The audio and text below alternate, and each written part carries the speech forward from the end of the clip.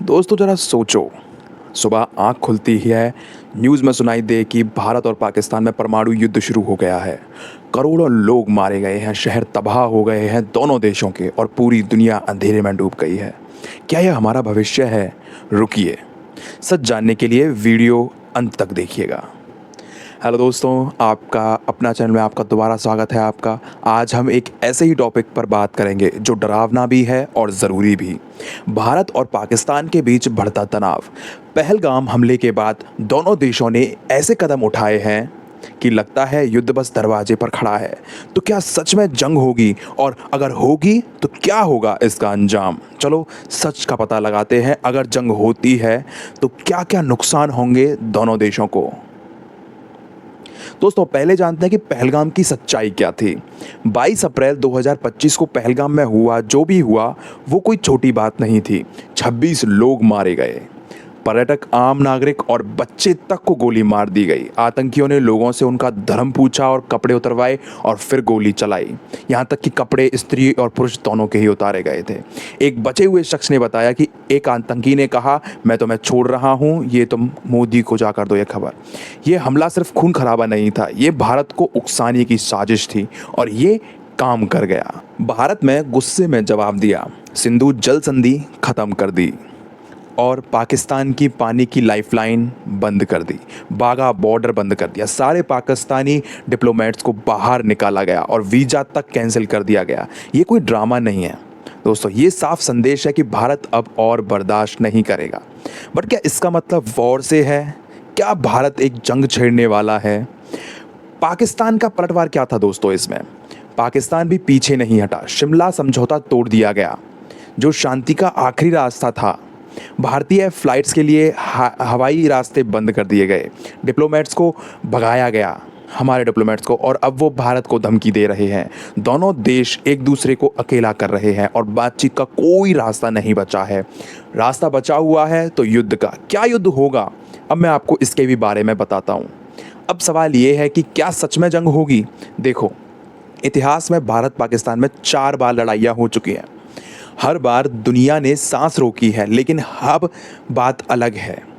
दोनों के पास परमाणु बम हैं, हाईटेक मिसाइल्स हैं और बहुत सारा गोला बारूद।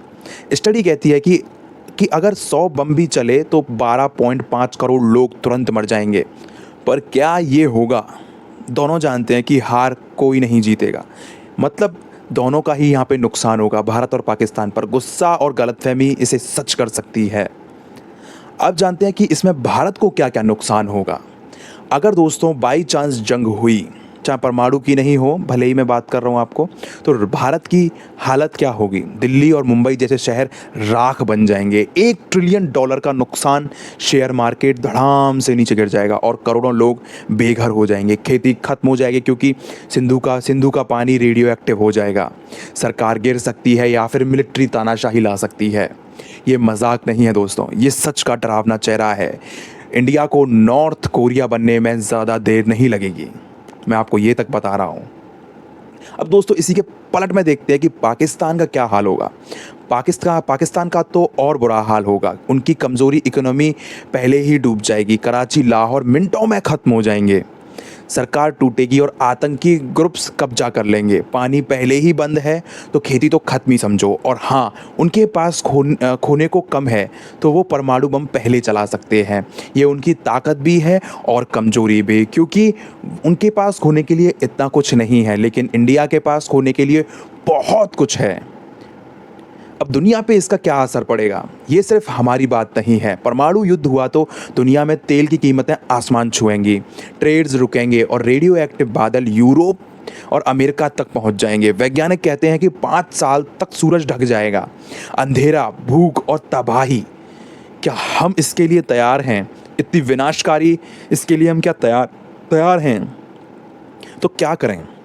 सच को जानो, अपने नेताओं से शांति की मांग करो और वीडियो को शेयर करो, क्योंकि जंग कोई मतलब वो नहीं होता है, सॉल्यूशन नहीं है। ये कोई ड्रामा नहीं है, ये हमारे वजूद का सवाल है। नीचे कमेंट में बताओ तुम क्या सोचते हो और सब्सक्राइब करो, क्योंकि ये कहानी अभी ख़त्म नहीं। सच्चाई है, क्या जंग होके रहेगी? अगर होगी तो क्या क्या हो सकता है? आप सोचिए और कमेंट में बताइए मुझे कि आपको ये वीडियो कैसा लगा। मैं इस पर और भी वीडियोस लाता रहूँगा क्योंकि ये बहुत सेंसिटिव जो मुद्दा है। और अगर आपको ये वीडियो अच्छी लगी हो तो शेयर कीजिए, सब्सक्राइब कीजिए और मैं मिलता हूँ अब आपसे अगली वीडियो में। तब तक के लिए नमस्कार।